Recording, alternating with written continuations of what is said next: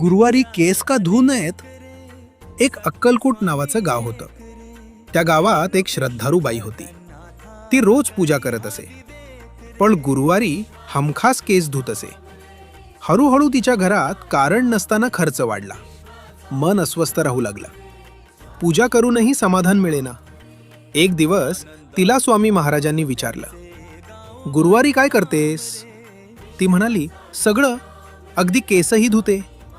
स्वामी हसले आणि म्हणाले, गुरुवार हा गुरुचा दिवस आहे. केस धुणं म्हणजे शरीरातील ओझ व लक्ष्मी तत्व वाहून जाणं. त्या दिवसापासून तिनं गुरुवारी केस धुणं थांबवलं.